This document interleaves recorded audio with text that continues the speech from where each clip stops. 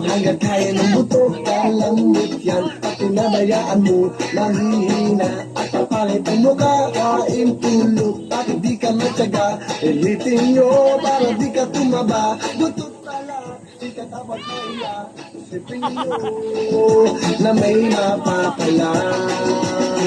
Tigilin nyo umaga hanggang gabi sa problema, hindi ba mapakali, mag-init man ang inyong tinihili, siguradong hindi kayo magsisisi, hayaan nyo kung kayo natatawa, mag-enjoy ka, yun lang ang